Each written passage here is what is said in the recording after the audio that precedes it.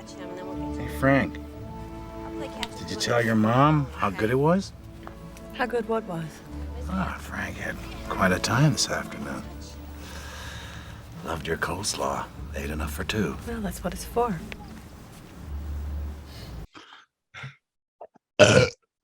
Welcome back to the Harvard podcast. Welcome We're in to the the summer Burpcast. series. We got a burpy boy over here. Uh-oh, watch out. Scott Keith, king of burps, no longer an expat. This is a good intro, by the way. I'm Kino Cowboy. I'm here with Boston Flasher and whoever that guy is. We're continuing the summer series. We're in the home stretch now, getting into the later days of summer. Thankfully, I'm not having to go back to school because I've been out of school for a decade. But every time I go to Walmart, though, at this time of summer and I see the back to school stuff already, I feel for kids. I think about that all the time because it's fucking devastating. Like, they have that shit out like the day after, like July 5th, the day after Independence Day, they have that shit out back to school. I'm like, fuck this. They make a lot of money. I just get hopeful that I'll get some kind of new summer or school clothes, and then don't get that, and then get disappointed. The only good part of it is being able to break my brother's balls over school. So, you know. Same. How old's your brother now? 15? Yeah. Yeah, my brother's a year younger, so it's he's like going right to at the high school now. I shouldn't talk about it because he's a minor. You know, don't want to give away his location. He lives in Alaska. Oh yeah.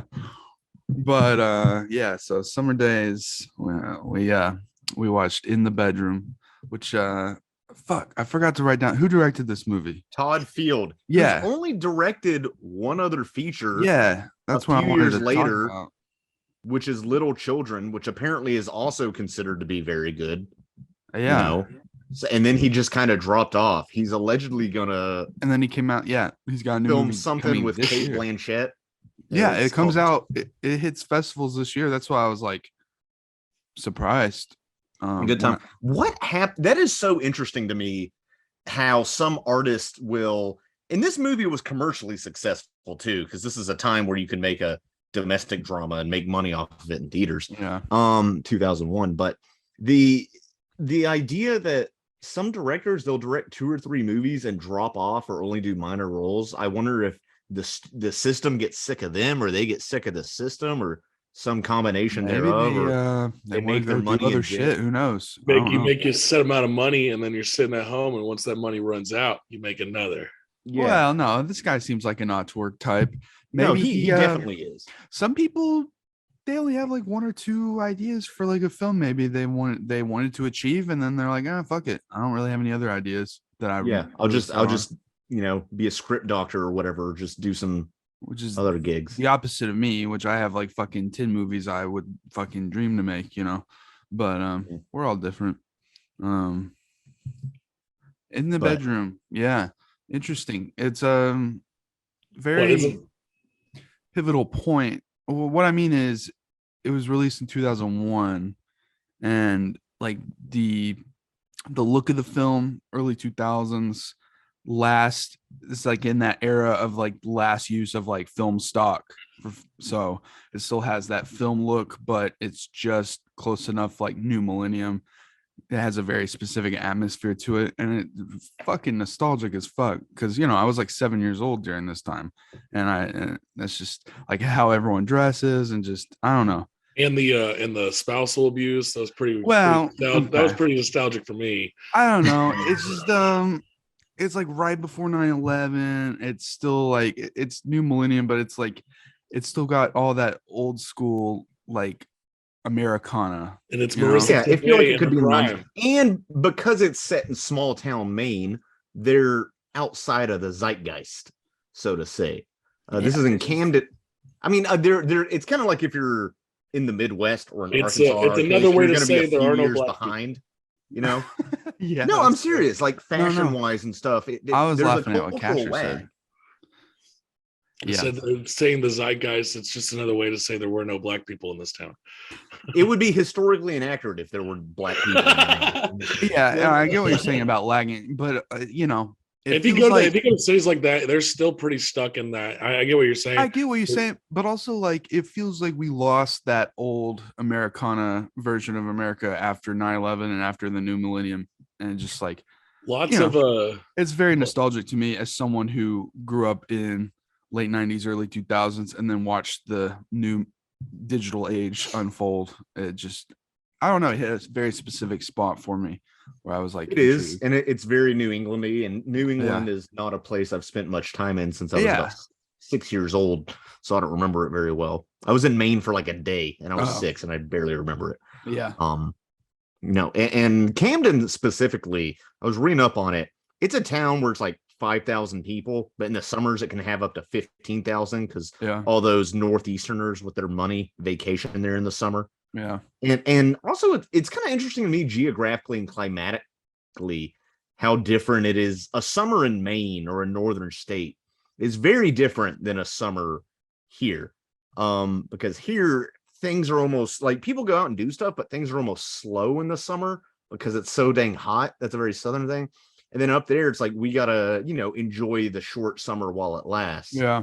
I was talking about it with a Minnesotan teacher I had once, and it is a different Yankee culture that is somewhat foreign to me, but it is part of the atmosphere of this film. It's a different summer.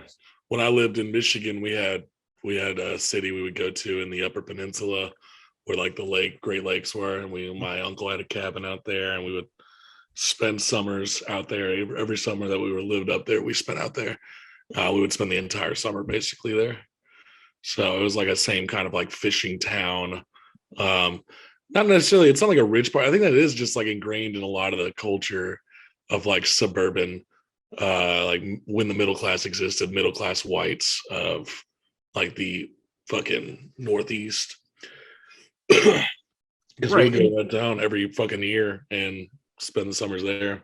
And there is class conflict in this, which I think we'll get to later, because it's very much an upper middle class and working class sort of Romeo and Juliet sort of relationship.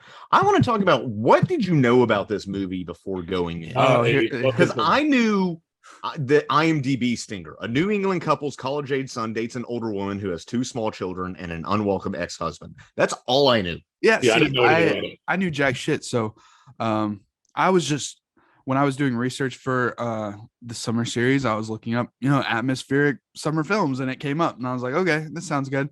So I just added it, and I assumed from the title and like the brief synopsis that it was like just like a casual like summer romance or something. I thought it was I thought it would be a domestic drama. I did not expect like a drama. Murder. Yeah, I didn't. Expect so like the in the bedroom quote. I guess that's the quote that he says at the beginning with the lobsters. 2, 3 is a crowd, but even 2, can't really be together, and that kind of fits the whole narrative of the entire story. I thought it was going to be this, and I don't know, something sexy. Well, that's why I was I couldn't help but laugh when it like escalated to them burying a body in the woods, because I was like, holy shit. Because at first, I thought it was like a drama romance, and then it gets to that point, I'm like, wow, this is funny. It starts off almost like Terrence Malick, like a lot of soft white natural lighting, beautiful natural lighting in this movie. And really brings home the atmosphere of just your large bay windows and New England homes. It's the details of the movie that make it for me. Yes. Yeah. It's like there's such a very sense of, even it's not a part of America I know well at all, but there's a sense of place there where you can almost smell it. They open it with the cannery, and they're canning by hand. I thought that'd be more automated. Maybe it is now. Probably. Yeah, I thought that too. I was like, man, that's that job would suck. I think that I took a distillery tour once, and there were people who were just, their job was just to like pull bottles off the belt. I'm like, imagine doing this 8 hours a day. Every day. Yeah, that would suck, but also 51 weeks a year or whatever. Just like every like scene gives you a lot of information just by putting the camera over like certain stuff around the room during dialogue, but it doesn't overwhelm you with too much information. It's just like filling in space, and it adds to the emotion, especially when you're dealing with loss and stuff and you can't focus and you're trying to get your mind off of your dead son and shit. But also in the beginning, it just enriches the everything about the film. It takes its time because we don't really get the inciting incident until 40 minutes into this movie. Yeah. And then there's another 90 minutes to go. Yeah. Because dude gets shot. John Connor in Terminator 3 gets shot. And I was like, I think I audibly was like, oh shit, watching this movie alone. I didn't know that. Yeah, I expected drama between the college boy and or Frank and the douchebag, but I didn't expect it to go so quickly. Like boom. I didn't know if they were going to kill off John Connor or if that guy was going to like kidnap the kids and shoot them, just because that's how a lot of these domestic situations go in real life. I didn't think any of that was going to happen in this movie. No, when they brought him in and there was like issues and then he got punched, I was like, something is going to escalate. Oh, okay. Here. Sure. Like, something is going to happen because they're like, we don't need to call the police. Like we just will handle it ourselves. And then it really never got handled, besides a gunshot. Oh, it got handled. Gunshot to the fucking face of the guy who needed to handle it. I was like, something tragic's gonna fucking happen. Like, sure. Gonna happen. I thought it would be more of a slow escalation, but then it just slow ramps up. Yeah, I thought it would. That is a realistic depiction of violence, and they were very smart to keep it off screen because part of the conflict of this movie, it gets dropped to a manslaughter charge because nobody saw exactly how it worked. If it was like self-defense, stupid. I mean, what do you think? I love that. I love that. They left it off screen for even the viewer. Like the viewer wouldn't be a good witness either. Yeah, like, that's a good point. I like that's good filmmaking. No, it is because it is one of those things you think about it. The justice system, as imperfect as it is, it's good to have a high burden of proof for murder because that it does. First of all, it keeps the system from being too clogged up, and then also you do want a high burden of proof for certain crimes because if you accidentally killed somebody, you wouldn't want it automatically to be a murder crime, or you don't want premeditated murder and manslaughter to be the same thing. But it's difficult when it's your own son. It even brings questions of, there's even terms for it in jurisprudence. I always think of with punishment, is the point of punishment vengeance or like atonement, or is it to make society safer? And people have differing views on that depending on your personal beliefs and your politics. And even I sometimes think, what is the difference between getting 5 years or 10 years or 10 years and 15 years? I'm sure there's a difference, but sometimes I'm like, with the amount you're sentenced, if you're sentenced twice as long, are you getting rehabilitated twice as much, or are you deterring crime twice as much? What is the formula for that? I don't know. And the movie doesn't focus on that a lot, but there's a lot of questions that get brought to light with things like this. That's brutal. But also think about serving time from, let's say, fucking 2017 to now as compared to right after high school to now. How much longer that it's a big thing. It also depends on how old you are when you go in. Like thinking of the time from high school to now, because for me it's been 10 years. That is a brutal amount of time to spend locked up. Yeah, it's a 30. I mean, if you went in at 20, it's half your lifetime at that point. Yeah. And that this guy was 33, so I don't know. Yeah. 5 to 10 years they were expecting. It's one of those things. Even the whole bail system, I mean, it's imperfect, but I guess it exists for a reason. Again, to not clog up the jails with suspected offenders or potentially innocent offenders.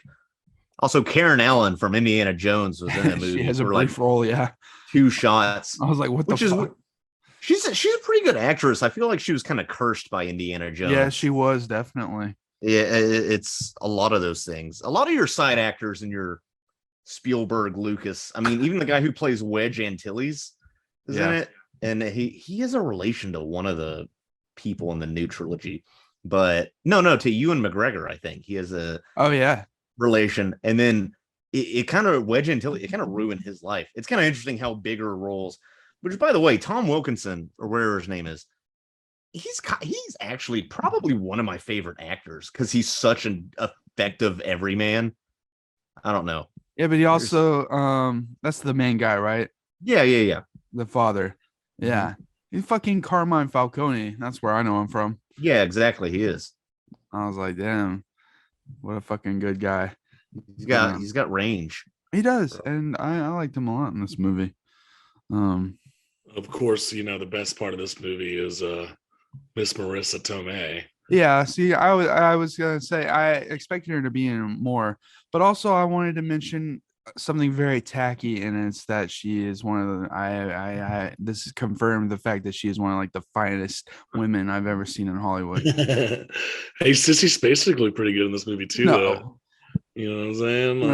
Marisa Tomei, dude, she's like 36 in this movie. I was shocked by looking up how old she was. Yeah, she still looks fine in fucking Spider-Man. She's only aged like 5 years since the 20 years ago. This movie. It's the adrenochrome. It is it's the baby blood. But man, well, the thing is, she's also somewhat a victim of this crime as much as the family, and just the screenplay, there's not a lot of room for her. I mean, you establish her relationship between these two guys in this love triangle. But then after that, it really focuses on the parents so much. There's not. I mean, what would a few more scenes with her? I don't know. I feel like, they didn't want to clog up the film too much, but also I feel like she needed some sort of closure or something. She got slapped in the face. That's her closure. That's kind of my biggest complaint, is that she didn't get too much of a closure or like any development past that. So I don't know. She didn't have a lot of autonomy in this movie. She's very much, I don't know, the woman betwixt male angst. Yeah, so are you saying this doesn't pass the Bechdel test? Well, I explicitly don't think it does pass the Bechdel test, but that's not the point. That means it's a bad movie, by the way. Even Alison Bechdel wouldn't she say that? I think it's more of a thing she invented just to make a point of how few movies include female point of views. Yeah.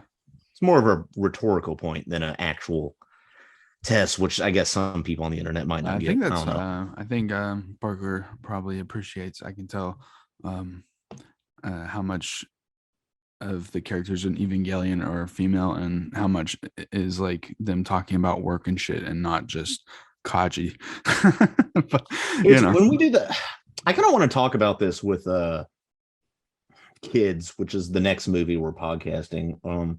But there's that thing where I feel it's a double-edged sword, because systemically there are way more men directors than women directors, like 10-1 maybe, at least for studio films. Maybe it's gotten better the past few years. It probably has. I don't have statistics ready for you. But not enough. It's not 50-50. No, not even close. Still a big struggle. It's one of those things where at the same time it's a systemic problem where we have too many white male directors, but then also how much can you blame those directors? I mean, as a man, and I didn't grow up with any sisters, if I'm trying to write from the female perspective, is it wrong if I put a male perspective on my work? Now, when I actually do write, and I haven't written fiction in a while, when I do write fiction, I actually often use female protagonists. That's actually mainly so I don't write myself as the character. I mean, honestly, like, I get that. It like puts me out of the character enough where it's like, if I just write a straight white dude, I'm more likely to put myself in the character versus have the character be their own living, breathing person. So that's just part of it. I straight up, when I was writing my novel, when writing female high school characters, I went and like asked Parker some questions from her own high school perspective, because I was like, man, I don't want to be all annoying male gazy bullshit, Yeah. And then she boobed her way across the boob room with her boobs bouncing. You don't want to be that guy. Well, I don't want to sexualize 16-year-olds anyway. So yeah, you probably shouldn't. Good call. So what do you guys think of the performances in this movie? I think that the parents were fucking incredibly well done. Yeah. And painted grief in a way that you don't see too often on fucking screen. You see like the full deterioration of a relationship from points of them just like not speaking to like they go on to that cabin trip with their friends and he's having a little bit to drink and her eye contact with like him and looking at the drink and kind of making this like displeasure of him drinking is so fucking accurate. All about the details. And we don't know. It's very detail oriented, like you said, not in your face, but also enough so even a casual viewer will understand it. You know, it's not like you have to, it's not like, I don't know, Bergman cinematography, where if you haven't really studied it, you're like, what the hell is going on here? There's a scene with Tom Wilkinson where he goes into his son's room and just starts to pull up items and touch them, and then you see like the one tear hit, and then he's just like face down on like his workstation, just sobbing, and it's like a good few minute long scene, and it's just like really effective. It was a really effective portrayal of grief, and you had two different modes of grieving between the parents, which was a point of contention. Yeah, because I honestly grieve and just deal with stuff a lot like Tom Wilkinson's character a lot of time, which is a much more masculine way of dealing with it, because I think you're kind of forced to by the way we're enculturated, is you kind of have to shove it down and go back to normal. They comment on how quickly he goes back to work, but at the same time, that's kind of the best thing to do. I related to that because, as you know, I moved back to America recently, and I jumped straight into my job, and part of that was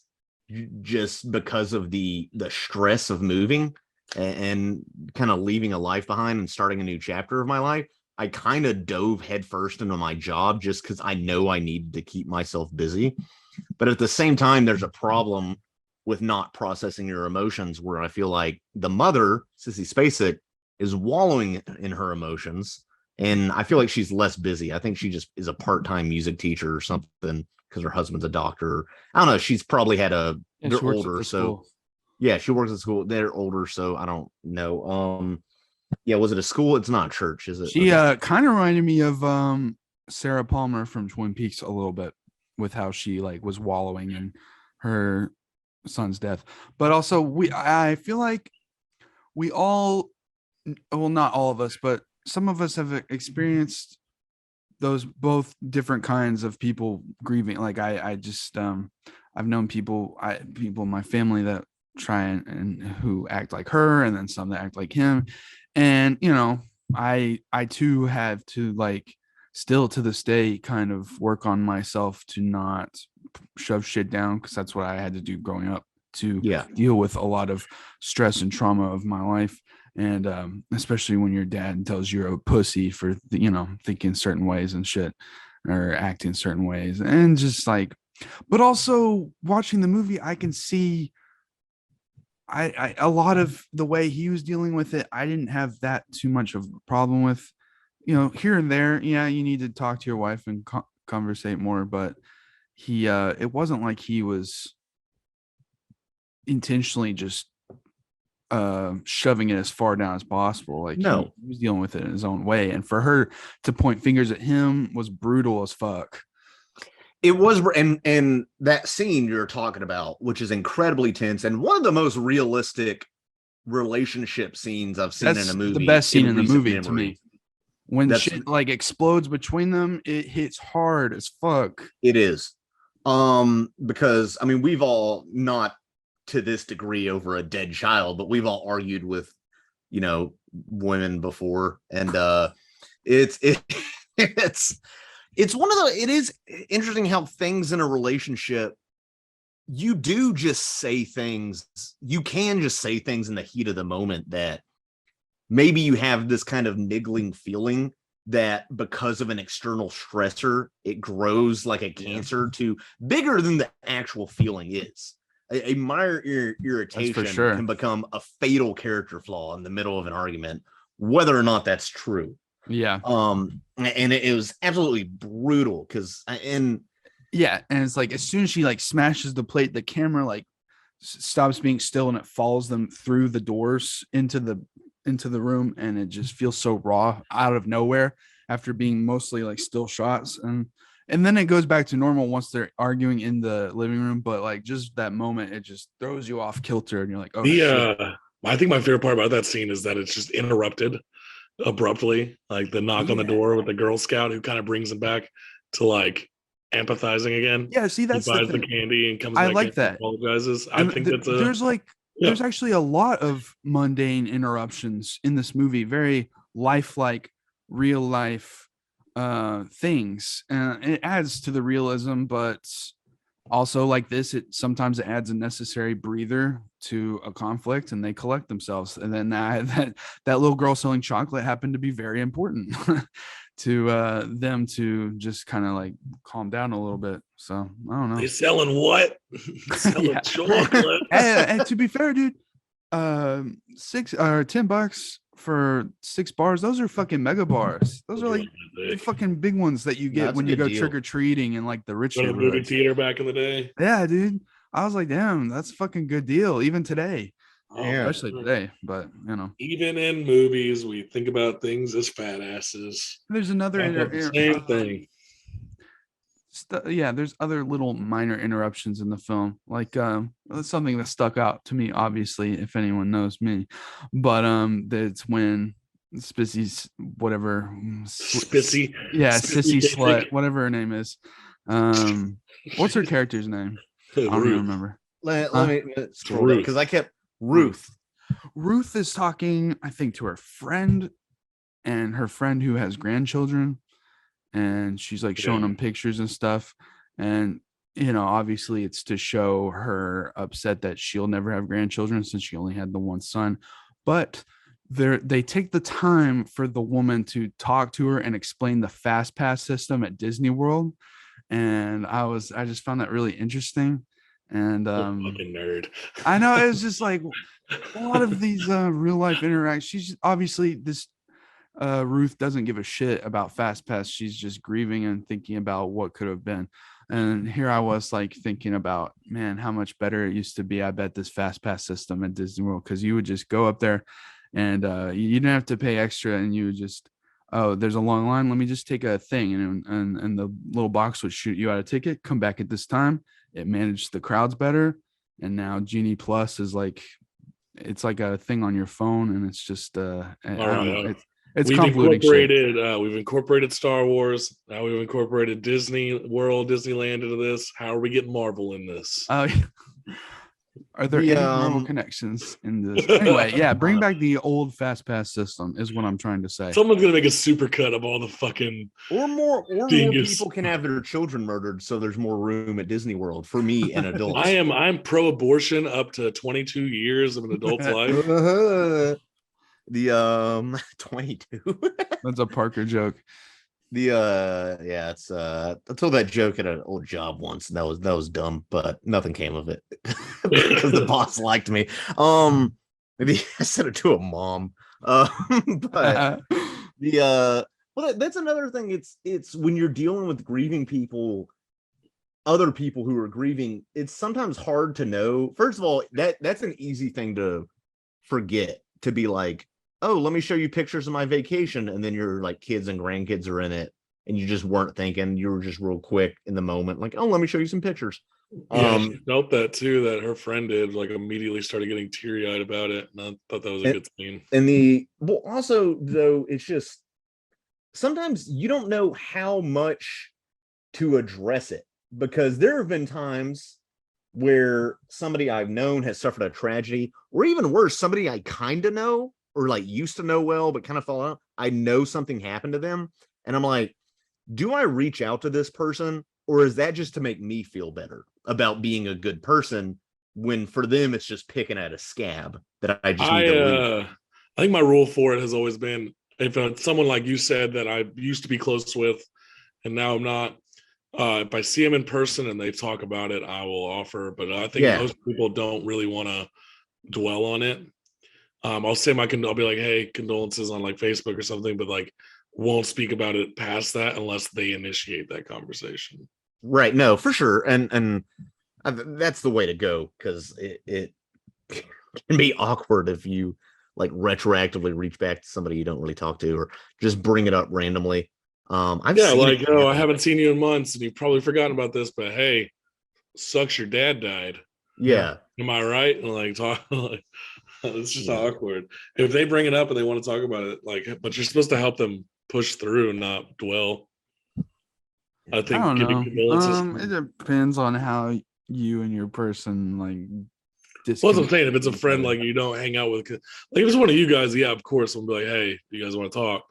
But if it's fucking Dick Dingus over here, Yeah. whose fucking cat got squashed, and I'm not gonna be like, hey man, you want to talk? I'm gonna be like, hey man, sucks about your cat. Let's go. You want to get a drink? Yeah.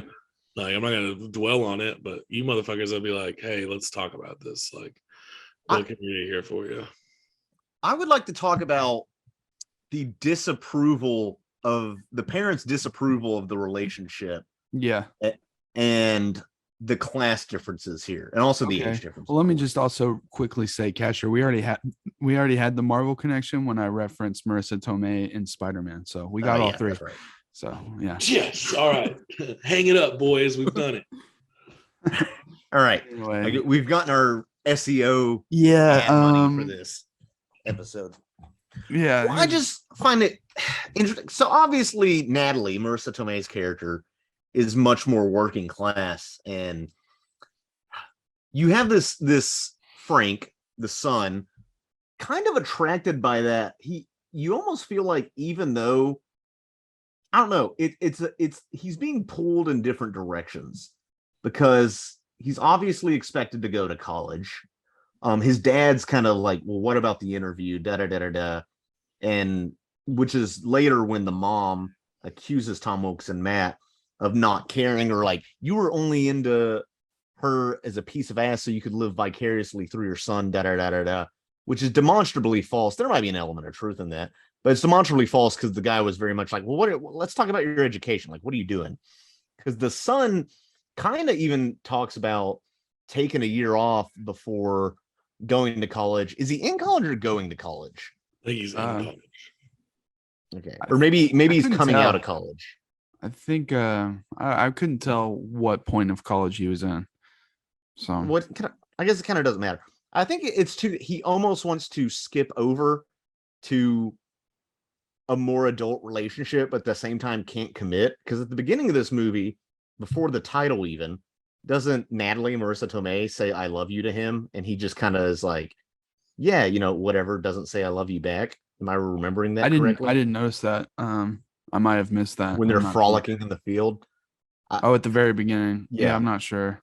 I don't know. But, well, he very clearly says it's just a summer thing. It's not serious. Yeah, but you can tell the doubt right there when he says that. I don't know. To me, at least. It's like he doesn't. I don't know. It's interesting because he obviously feels very conflicted because he's into this chick and into her kids.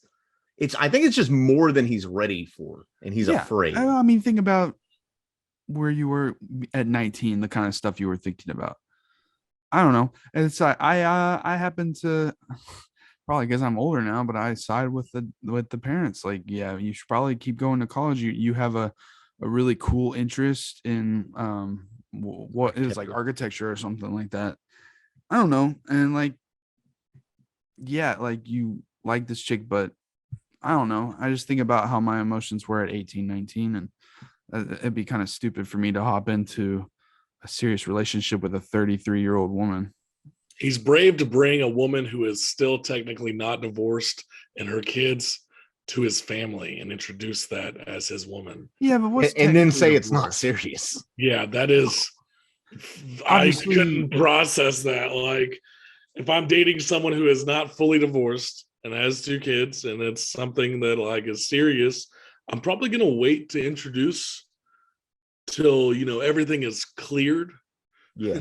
So we can avoid. But that can get complicated. You don't want to miss out on love just because your shitty fucking partner won't sign fucking paperwork. Or but still no, going through. It's like more than that though. It's like they're still talking to each other in terms of like potentially getting better. There's that conversation they have at the table where Marisa Tomei and Richard, I don't know that actor's name. They're sitting there talking about like the prospects of getting together, and she was just like, "Yeah, well, you can't expect me to want to get back together when you're with other women." So she's obviously still got feelings for him if she's upset with him being with other women.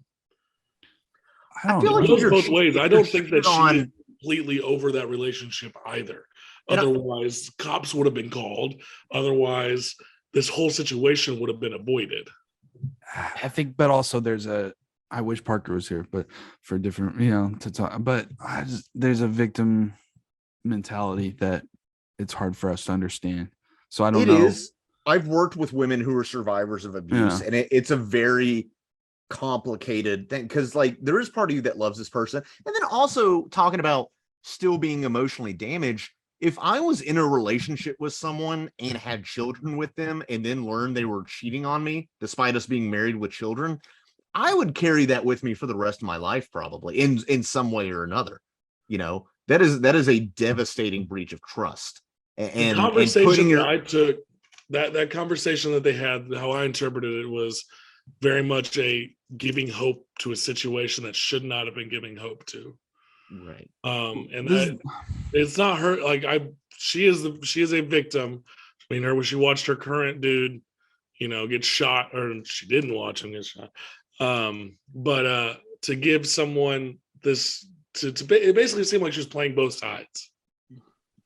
I don't know. I don't know if she was playing. I think she was trying to protect herself and was scared. Protect herself and her kids. And if the guy has a history of abuse, this guy's a piece of shit manipulator. Like, fuck him. Like, no, for sure, fuck him. But it seems like she wasn't all in on Frank. Like Frank, like you said that she was all in on Frank, but I think it was the opposite. I know. I don't think. I'm saying she likes him a lot, and I think it's a good escape from this. But I think she. I don't know. I forgot what I was gonna say. I'd get shot for Marisa Tomei. Just saying. I just think. I don't know. Would I date Marisa Tomei if she had 2 kids and a crazy stalker? She could have 2 kids, and one of them was like, never mind, I'm not gonna say that. Okay. Just know that there's very few situations where I wouldn't date.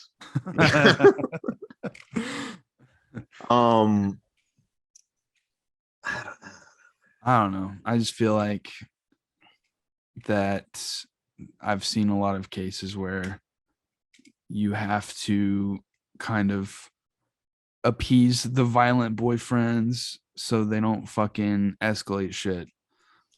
And but like she was escalating shit too. Like they were having. Yeah, I know, but it's situation by situation. Like every moment for her is like something else, and she's panicking that situation too. You're under flight or fight. Yeah. So it's hard. I don't know. I'd be scared if that dude came after me. He could whip my ass. He could definitely whip to Marisa Tomei's. Oh no, I fucking kill that guy. Okay, of course that guy. Well, I don't know. Out of the 3 of us, I've been in the least fights, so I'm not gonna start fighting at 30. I always say that. Like I've never been in a real fight. I'm not gonna start now. That's the problem though. If I was the dad in the situation, it'd be hard for me to not go after that guy and shoot him dead too. And I'm a fucking pacifist. I'm a fucking. What's he doing other than dating your girl? He killed what? No, I'm saying he killed my son. Oh, you're talking about if you were the dad. Yeah. I thought you were saying if you were the ex-husband, you'd go and kill your. No. I was like, no Jesus, way. Adrian. No way. I'm saying. No. Well, let's talk about that. Let's talk about how believable was Tom Wilkinson's descent into murderdom to you. Pretty believable.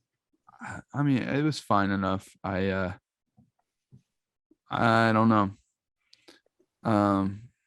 I guess you can't know until you're in that situation. Right. And also, what else does he have to live for? It could probably happen real quick in real life. Suddenly you find yourself doing something you're going to regret. I don't know. That is premeditated. That's not a crime of passion. It's like his buddy's just kind of egging him on too. His friend, his friend's a ride or die, like helping him with it, but he's also putting him the ideas like, why don't we? No, he's also like, well, it would suck if you moved away, but we can kill this guy instead. Yeah, it's. I almost feel like that guy. It made a big point out of him, and I think the dad too being veterans. He's a veteran. The friend definitely. So, which I guess the point of that was he has enough PTSD and has possibly killed before that he's supportive of this idea. And that character doesn't get as much screen time and development as Tom Wilkinson. So, it's hard to tell how much that character might be into it. But at the same time, man, especially in these small towns, vigilantism if the law's not doing what you think the law's going to do. How much easier it is to fucking kill someone 20 years ago than compared to now. Oh, for sure. There weren't cameras connected everywhere, Yeah. smartphone data. Just ago. It's crazy. Yeah. Well, I think one of the things that sets his friend from being like, I guess one of the more interesting things is like whenever he shoots him without taking him out to the woods, and his friend's just like, that wasn't the plan. Like, I don't know, it felt very Seinfeld-esque. Like they were How much does it matter where you shoot them? That's how I felt like that. I mean, the man has a Shit, wife, man. and she could have came downstairs or something. I I doubt thought that she was just some there. cabin they had. That's their fucking like summer house. Oh, Yeah. okay. These are actual middle class people. Oh yeah, upper middle. No, these are upper middle class. Yeah. Shit. These ain't your middle class. Also, yeah, I want to go back to the fucking class divide. Like, Yeah. I just, well, I don't know. There's a lot of things where I can see both sides on. Like, for instance,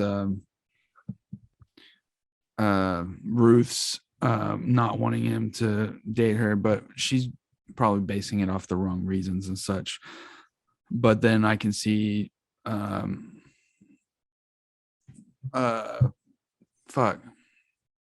the dad. What's his name? I forgot. Matt. And I can see why he would defend that and stuff, not just for the piece of ass, but I don't know, as someone who's dating someone with parents like that, it's kind of I don't know. I feel like let him wild out a little bit. Maybe he needs to learn a lesson. I don't know, but he needs to learn a lesson. Also, I think part of it, the dad might be kind of like, first of all, he's an adult. You can't stop him, really. He's grown. And then even if he's like living in his childhood bedroom for the summer or whatever. But then also it's yeah, you got to learn to make a mistake. You can't stop an adult. And then who are you to say? You don't know. Nobody knows anybody's relationship except their own. And you may not even know that. So it's very hard to judge relationships from the outside. And today in the 2020s, it'd be problematic for a 33-year-old to date 18, 19-year-old. So it'd still be weird. There's a double standard between men and women, between ages. I feel like it's, well, I mean, at a certain point, I guess maybe it's kind of a double standard because you're a stud if you're younger, but then older men, especially professionals, often date younger women, although depending on how young, there's a difference between like 25 and 20 even. And everybody makes fun of Leonardo DiCaprio for it. I guess you have people like him serial dating 22-year-old women. And no one talks about Jerry Seinfeld dating a 17-year-old. People have started to. I think Seinfeld, we talked about this last night, Adrian. I think Seinfeld and Larry David were just lost after Seinfeld ended, and Seinfeld dated a 17-year-old, and Larry David made sour grapes, which is which is fucking one of the movies ever made. Yeah, it's a weird movie. I recommend watching it just because I don't. I kind of do. That is a complete waste of time movie. Is it? I enjoyed watching it, I guess, as we did. I guess the only pure novelty is when it gets referenced in Curb Your Enthusiasm. You can be like, oh yeah, I've seen that shitty movie. It's an interesting way of how you shouldn't use a single camera movie style with sitcom dialogue. It just doesn't work. Fucking horrible. It's terrible. It's like Drake and Josh Go Hollywood. It's the same thing, except that's for fucking children. Oh yeah. There's like no laugh track in Drake and Josh Go Hollywood. It's the most awkward thing. Okay. But they wrote the whole script to be like a sitcom, but there's no laughing, so it's bizarre. That writing is so weird. I kind of find it, I've been struggling a lot with creative fulfillment and creativity recently. But I almost wonder, some sitcom writers, and if that's the only thing you write, like, do you ever just feel like a hack writing nothing but sitcom scripts? I'm not saying there's anything wrong with it, but some of your just bottom of the barrel, like domestic sitcom scripts. I guess for a while that's all TV had, and you can make good money. But There are so good so sitcoms. formulaic There Yeah, are but bad like sitcoms. versus something like this. they started churning shit out because like I I watched old Bewitched episodes with my mom while we were on vacation. We had it on TV, and I was like, this writing is pretty clever and it's pretty good for, you know, a sitcom from the 60s. And then it just devolved into like the bare minimum. 80s, you get like the all-American bullshits. And there's some fun stuff in there. Unfortunately, I've seen every episode of the Cosby Show, which hurts now because I used to love that show in middle school. But then, yeah, the 90s, early 2000s come around. It's all fucking 2.5 Men. lowest common denominator bullshit. I guess like anything, there's parts of the script. It's kind of like when I write a news article. There are some news articles I write that are like, ugh, and then there's others I'm actually interested in the topic, or even parts of like the article where I'm like, here's the news and here's the 2 paragraphs I actually really find interesting, but don't get enough time in to really delve into that much. I guess it's like anything, you just kind of find your joy where you can. And not everybody can write in the bedroom. But also, if you're a fan of sitcoms, then you know what to expect because you I don't know. You have to treat it like almost like it's a play that's been videotaped. Yeah. And some of that comes with, you know, silly overacting and corny jokes sometimes, but there's some gems there. Like that 70s show. Everybody Hates Chris is decent, you know. But other than that, you know, I enjoyed How I Met Your Mother, but if you rewatch it, a lot of those jokes are fucking stupid as hell. But there's a good heart to it. But Sure. yeah, I don't know. It's a different kind of writing, but it's not all for you know. But I would like to see someone transition to a feature film that isn't like Sour Grapes and see how it works. Well, I'm trying to think of sitcom writer. I mean, there are definitely sitcom comedy writers, sketch writers. I mean, you got Jordan Peele, who went from sketch writing to everything he's doing now, and crushing it. But like, he's also exceptional in that regard. He is definitely not the rule. Yeah. As opposed to and this guy, we were talking a little before the podcast, bringing it back to this movie, Todd Field. I don't remember if we talked about this. He's directed this and one other movie in the 2000s, and then just kind of dropped off, which is fascinating to me. How you can make 2 profitable, well-received films, and then just drop off, whether through, you know, political reasons or anything. Well, here's the thing: the emotion and dialogue in this movie is well done, and I notice with a lot of other films when it deals with sudden loss and grief that it can be way overblown or even sometimes melodramatic, and it's just not realistic. And I'm speaking from experience because I've experienced sudden loss and intense grief, and I haven't seen a lot of movies capture it properly.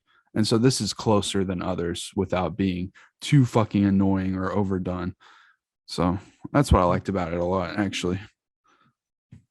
It's definitely not Hollywood. It's Miramax, which, you know, it's weird seeing that logo now because of the connotations, but also, you know, in this era of filmmaking, Miramax picked up and released some Kino shit, you know, some bangers. Yeah, for sure.